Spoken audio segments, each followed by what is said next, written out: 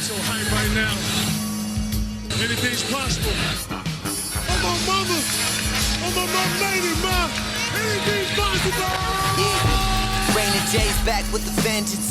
All the real Celtics fans in attendance. This the truth like 34. This like walking in the garden when you hear the roars. The crowd goes crazy. Most in-depth coverage on the daily.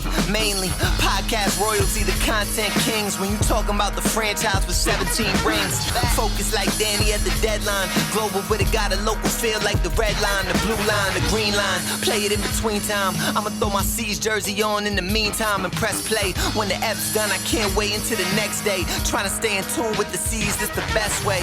Melly.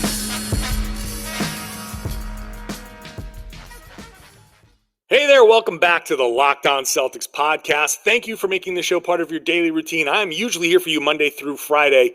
This week, Monday through Thursday, because this is a special series, a deep dive into the Brad Stevens coaching era. And I'm doing 4 shows this week, so this is the 4th. And next week, 3 more shows. And then we dive back into 5 episodes a week as the season begins. The preseason begins in a couple of weeks. So I'm going to get back to my normal routine then. But at this point here, I'm going to get back to Chuck McKenney and Mike Dynon. We're going into part 4 of our deep dive. In this episode, Kyrie comes to town. Adding Horford was a coup because it was the first big name free agent that they'd had the ability to sign in years, more than, I don't know, like 15 years, something like that, since they'd had salary cap space to make an offer to somebody on Horford's level. And that was important, not just for the fact of his skill and what he could do with the team, but to make other free agents maybe take a look at Boston as well. I mean, the next year after that, I think it was, right? Kevin Durant gave the Celtics a meeting. Whether it was that season. Pardon? That was the season. It was I think it was the get out Horford. Season. Well, anyway, but if Horford came here, then that was a plus because it made the Celtics look more legit. And so then you got the Kevin Durant's of the world saying, well, maybe I should think about them. At least talk to them. Right. And that is, again, since we're on a Brad Stevens-centric podcast, the coaching is part of this, right? And Al Horford coming to Boston sees in Boston a coach that he can trust. Now, he'll never say anything bad about Mike Budenholzer, and I don't know what he thought about Budenholzer, but part of why you leave a situation when you could get a certain amount of money and you decide I'm going to go somewhere else to get the same amount of money, what's your situation? You're looking for a better opportunity. You're looking for a better fit. And if he thought Budenholzer was going to get him to the championship, then he probably would have stayed. I'm sure part of this is he looked at Brad Stevens and said, hey, this guy looks like he can really make that leap. And, with better players, a coach of this level can get us to that championship level. And the better, I'm going to go there. We're going to be better. We'll get more free agents. So this is going to be, here we go. Boston is on the come up. And so Stevens is part of the pitch. Stevens is part of the pitch to these free agents. Come to Boston. All of these guys, especially role players too. Like we focus on these big names, but the pitch was also to the role players. Brad can get the most out of you. Brad can get you to a point where, look what we did for Jordan Crawford. Look at what we did for, these other guys that had big months, look what we're doing for Evan Turner, who got that big contract. Like, we can get you paid. We can get you to that next level because Brad has this knack for doing that. So come on over and get in on some of that Brad Stevens magic.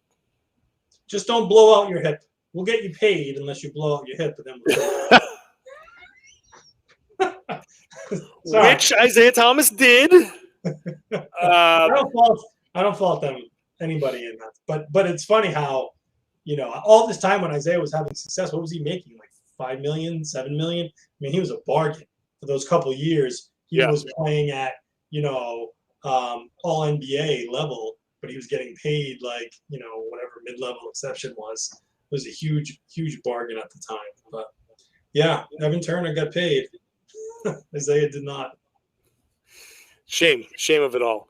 But okay, so this season is building to something, right? This is where the Celtics, like, you're right, Chuck. This was the off season where if the Celtics had gotten Chris Dunn and drafted Chris Dunn, that was the sign that the Celtics were making the trade for Jimmy Butler. And if they were making the pick, if they were picking Jaylen Brown, it was because they were keeping Jaylen Brown. I remember that reporting specifically. And so when the pick was Jaylen Brown, a lot of people booed. Some people booed maybe because it was Jaylen Brown, but I think some people booed, a lot more people booed because they were not executing the Jimmy Butler trade. So I do want to say, I want to address this here because it's part of the history that we're going through. The boos on draft night weren't just, boo, we don't want Jaylen Brown. I think most of the boos were, boo, we wanted Jimmy Butler. What are you doing? Here we are. We've got, we've got Isaiah Thomas. We're looking for this leap. Like, all of a sudden we're making this run. Fans knew, like you said, that the team wasn't complete, that this wasn't going to be the championship contending team. They were like, we want our star now. We want to make our run now. You've done a great job getting us to this point. Now let's start flipping some of these things. Let's start making these moves, because Celtics fans were still high off of the 2008 championship, the 2010 run to the finals, and here we are. This is 2016, and we're thinking 2017 that we're thinking, hey, quick turnaround. Let's get right back into it. This had the potential to be an 80s type Celtics situation where you make your run to the finals, you win a championship, you lose in the finals, you turn around, you come back, you win a few years later. Like, this is sort of a modern NBA timeline that kind of felt like the heyday. We're going to continue the conversation after I tell you about our sponsors. Does this sound familiar? You've got one device that lets you catch the game live, another that lets you stream your favorite shows. Then you're watching the highlights on your phone, and your neighbor's best friend's login gets you the good stuff. Well, I want to tell you about a simple way to get all that entertainment you love without the hassle, and a great way to finally get your TV together. It's called DirecTV Stream, and it brings your live TV and on-demand favorites together like never before, so you can watch your favorite sports, movies, and shows all in one place. That means no more juggling remotes, no need to buy another device ever again. And the best part, there's no annual contract, so get rid of the clutter and the confusion. Get your TV together with DirecTV Stream. You can learn more at directtv.com. That's directtv.com. Compatible device required. Content varies by package. Brad is waiting on this contender. Fans are waiting on this contender to be put together. So it never materialized with Jimmy Butler, and the Celtics end up losing in the conference finals to LeBron after that awesome series. This is, that Celtics Washington series was epic. That was, you're right, Chuck. This was the Isaiah Thomas 53-point game. Was this the Kelly Olynyk game 7? Yeah. 26 points. The fact that there's a Kelly Olynyk game 7 is just ridiculous. But yeah, 26 points on 10 of 14 shooting off the bench. I've never watched a game, a performance with more disbelief, like incredulously watching him torch them. Like, there was, you don't view Washington as a rival. I'm sure they didn't view us as a rival, but that was a heated series, and we wanted to get past them. And if you had told me that Olynyk was going to be the deciding factor in such a clutch way, like, I still don't believe it happened. Yeah, I was just recently watched a highlight video of that final game, that's Game 7, and it was basically a Kelly Olynyk highlight package. And the announcer, Kelly hits a shot in the fourth quarter, and the announcer goes, "It's the game of his life." He couldn't believe it either. That's amazing. It was awesome and well timed. So now there are the tragic circumstances here of Isaiah Thomas's sister passing away. Then there's the hip issue that costs him that series against Cleveland. So I don't think they were getting past Cleveland there. But this is the end of this feel-good Celtics run. Now Chuck gets to vent. So the Celtics in the summer of 2017 first signed Gordon Hayward. That's the first thing that happened. And Isaiah Thomas is dancing. Remember, this was Isaiah, Al Horford, and Gordon Hayward. That was the plan. That was the initial plan. Isaiah, Horford, and Hayward. Hayward was the main guy. He had just come off an all-star season, a Western Conference all-star wing, coming to Boston in the prime of his career. Isaiah, that video of him dancing in his kitchen after seeing the news that Gordon Hayward signed. Here we go. Brad Stevens has his trio. You've got the explosive scorer. You got the do-it-all wing that can really be your number one option. You've got Al Horford there tying the whole thing together. Hayward plays defense. Horford plays defense. Stevens coaches defense. He's got elite offensive players to kind of handle a lot of the stuff. The criticism of Brad Stevens not being able to coach an offense is really starting to come up now. And for a while here, the thought is Thomas, Hayward, Horford, until Kyrie says, "I want out of Cleveland," and Danny Ainge is like, "Whoa, you do?" And makes the move. So this is the next challenge of Brad Stevens' coaching career. Stevens has done great with these guys with the chips on their shoulder. These guys that want to run through brick walls. Those guys he's been great with. Here comes Kyrie Irving. He's got a championship. He hit a game-winning shot. He played alongside LeBron.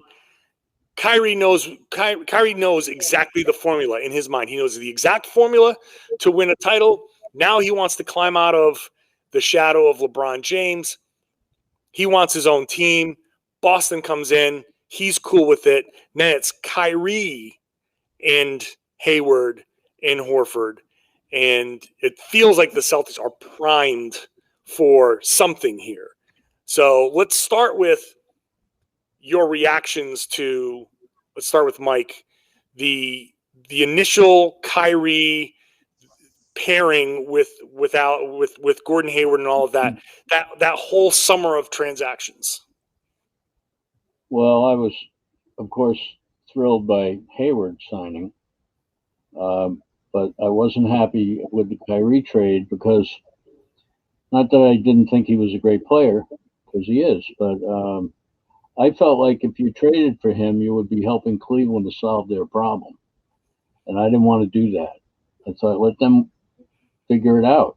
Let them have to deal with him and whatever possible backlash there was from holding him to his contract, or let them trade him somewhere else. But why should the Celtics bail out, essentially, the Cavs from the contract issue and the personality clash, whatever it was, that was causing Kyrie to want to leave there?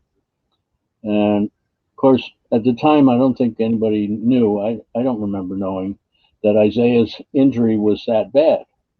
He ended up, did he play at all the next year? Maybe a little bit, but he would have been out. Right, but he would have been out. You're right. He didn't play. I'll look up his minutes. I mean, if you had Isaiah, Horford, and Hayward, that was a pretty good trio right there. But if Isaiah couldn't play, and somebody still wanted to trade for him and get Kyrie Irving back, everybody made that trade. Everybody would have made that trade. Right. 32 games. It was a cold-hearted thing that Danny did to Isaiah. And I think, they had to mend some fences after that. But everybody would have made that trade. And they've been criticized for it after the fact for years now. But everyone would have made that trade. And once the trade happened, even though I wasn't in favor of it, of course, once it happened, I bought in and I was ready. Let's get out here. And it all started out so well with Kyrie being in Boston. Everything was peachy keen, and he was happy to be here. And eventually the wheels came off. But at the time of the trade, that was my reaction. Yeah, so I was all in on trading for Kyrie. I thought that the deal was fair. IT and the first round pick, which I think ended up being the 9th pick or whatever. But for me, it was an aspect of this was what is Isaiah going to want? This was his last year of his contract, right? And we had heard the back up the Brinks truck comments, and we had always wondered, do the Celtics value him as a max player? And I think that, there was that uncertainty as to, would they match up? Isaiah may have just followed the money and signed with the team that gave him the biggest bag. Did the Celtics view him that way? So I think that's something that we kind of forget when we look back and we kind of romanticize Isaiah's time here. Was we don't know what those contract negotiations were gonna be like. Right. So I think now you look and you learn about Isaiah's personality, and you think he probably, would he have realized that this was a good thing for him, and would he have taken some type of pay cut to stay here? I don't know, but that was a big part of it, and I feel like there was just more certainty with Irving, wanting him being an elite offensive player. Not that Isaiah wasn't, but if you watched Kyrie in that series against Golden State in that finals, between hitting that shot and some of the way he played offensively, I think you felt like you were checking off another box that Isaiah hadn't yet proven. And it was the ability to play, it's one thing to beat Washington in the second round. It's another thing to beat Golden State in the finals. And I think seeing Kyrie being able to do that, I was like, I'm all in. You're right. I'm all in. This team works for me. It still has some flaws, but I was excited. I was excited for, I don't know, maybe it was 2.5 months. It was not a long time. Back to wrap up today's show in just a minute. First, got to tell you about today's sponsors. Built Bar is the best tasting protein bar on the market. Take my word for it. It's delicious. It tastes like a candy bar, but it is healthy. Every one of these Built Bars has 17 to 18 grams of protein, only about 130 to 180 calories, 4 to 5 grams of sugar, 4 or 5 net carbs. And you got flavors like raspberry mint brownie, German chocolate, cookies and cream. How can those delicious flavors be healthy for you? I don't know how they do it, but they do. If you've got a nut allergy, no problem. If you are on the keto diet, these work. You can go check them out. They're the official protein bar of the U.S. track and field team, which is pretty cool. Go to built.com and check it out. They've got a bunch of different products that are constantly dropping. They've got Built Puffs. They've got the Built Balls, different things for different people, gluten-free options. So go to built.com. Use the promo code LOCKED15 every time you go. Doesn't matter if you buy one box. Doesn't matter if you buy the assorted box and try something and then figure out which flavor you want to buy. Just use that promo code LOCKED15 every time you go to built.com for 15% off. Football is officially back. They're back on the field, pro and college, and BetOnline is your number one spot to bet on it all. So go check it out. Updated odds, props, and contests, including online's biggest $500,000 NFL mega contest and the world's largest $200,000 NFL Survivor contest, open right now at BetOnline. Head on over to the website, use your laptop, use your mobile device, and you're going to get a 100% welcome bonus with the promo code Locked On. Create your profile, set it all up, use the promo code Locked On. You make your first deposit, whatever it is, they match it with their 100% welcome bonus. So you're winning right away. It's the fastest and easiest way to bet on your favorite sports and your favorite Vegas casino games. So don't wait. Take advantage of all the great offers going on right now at BetOnline, your online sportsbook experts. Please gamble responsibly. It was a roller coaster of a year, not to fast forward to the end of the season, but looking back at that, you fast forward to the end, and then you look at what this team went through and Kyrie getting hurt throughout the season, and you say, hey, this team pushed Cleveland to 7 games in the Eastern Conference Finals. Right? I'm not mixing up my years. With Hayward and Irving on the bench, we're watching Rozier go nuts, and that was just an incredible series. So what a roller coaster of a season, just emotion-wise. It's a 55-win season. It's let's start at the beginning. So you've got the introductory press conference, looking at each other. It's going to be crazy, G. Like that whole feeling, and in the preseason, you're really starting to get that feeling of, all right, I see it. I see the Celtics being really good. They got Hayward. They got Kyrie. That Isaiah Thomas run was great, but now they've turned around and basically, to be cold and callous here, they traded an injured point guard who had the best 2.5-year run of his life, and Jay Crowder, to get Kyrie Irving, and now you've got him, you got Hayward, you got Horford. This is a team now that you feel good about. You got Jaylen Brown. I don't know that anybody expected much from Jaylen Brown, but he's starting to come up. They're getting Aaron Baines comes in.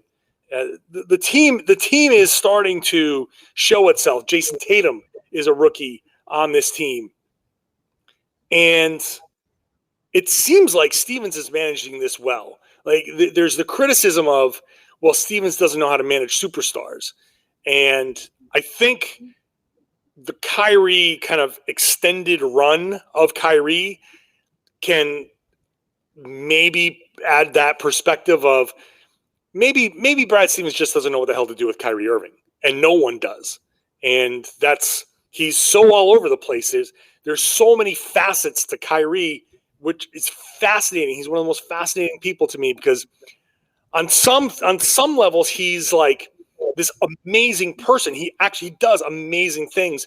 The things that he's concerned about are actually worthy things to be concerned about. But then on the basketball side, he is kind of all over the place. He uses excuses to not play, and there's some level of like, well, how committed are you to this? So it's hard to coach Kyrie Irving. I mean, I was there. This is my first like real exposure to Kyrie, and I see how he runs around with his own personal kind of like valet, and he plays by his own rules, and he talks to people that he only, Jackie McMullen would come in and he'd sit there and talk to Jackie for a long time. No one else can get a one-on-one with Kyrie. He's only concerned about certain people, talking to certain people, saying certain things. So, but Kyrie comes in, and this first season is actually really good. Like, I think there might be a little bit of revisionist history going on. This team was second in the East. They won 55 games. Yeah, Kyrie had the knee thing and had to get the stuff from his patellar fracture removed, but this team is actually still really good, but you have that injury, right? The injury, what was it, 5 minutes into the game? I forget exactly how far in. Yeah. The season, career-changing, whatever you want to call it, the ankle fracture of Gordon Hayward completely now changes everything when it comes to the Boston Celtics. They make it through this year and make this incredible run, but the Gordon Hayward injury is a flashpoint that, as I've said before, this is part of why Brad Stevens is even is president of basketball operations right now. And it's the long-term effects of this injury. We didn't know it at the time because they persevered and made it through this season pretty well. But the net effect of what happened to Gordon Hayward starts to show itself in the next season. So let's just focus on this season and this run, because if there's any positive side of losing a player of Hayward's caliber, it's Jason Tatum, Jaylen Brown start to like get pushed into, hey, you guys got to start doing something. So Brad gets to go back to finding these young guys and trying to pull the best out of those guys. Yeah, he Brad did a great job that year. Players stepped up. Terry Rozier, did we expect him to be what he turned out to be in the playoffs? He was deadly. He was lethal. Huge playoffs for him. They don't get to the Eastern Conference Finals without Terry Rozier doing what he did. And Brad did a good job. I don't think you can complain. I don't think anybody rational would complain about how the season ended up. Rational. I had to add that. The caveat. But the reality is, we had very high expectations, especially after getting Kyrie, and they didn't make it that far, and it was all because of that one injury to Hayward. And for myself, more than just, I was gutted for him. That was a brutal injury. But as soon as it happened, I said, that is the end of the season right there. 5 minutes and the season is over. Because we had expectations, I did, of making the NBA Finals, even contending, even having a legit chance to win the title. And as soon as that happened, I said, now it's going to be almost impossible to get that far. And then when he went down, well, now you had no hope. So the playoffs then, what they turned out to be was so much fun because they exceeded expectation at that point. The expectation came down. They exceeded that and still got farther than they had the year before. And if Terry had been able to hit a couple of threes in the fourth quarter of that Game 7 against Cleveland, maybe it would have been different. Not blaming him.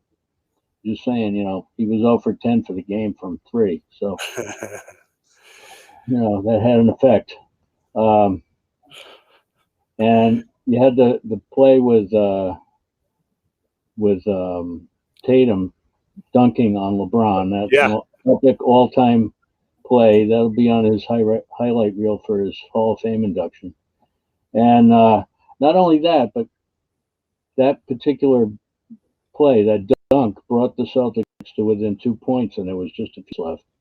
And then Tatum hit a 3 on the next possession. They were actually in the lead with about 6 minutes left to go to the finals. And then they just couldn't finish it off, because that's when you need the level of player like a Kyrie or a Hayward to get you over the hump through those last few minutes to close it out. And they didn't have that quality, that type of talent out there at that point. But they got so far, and that was, to go back to talking about Brad, that was a great look for Brad.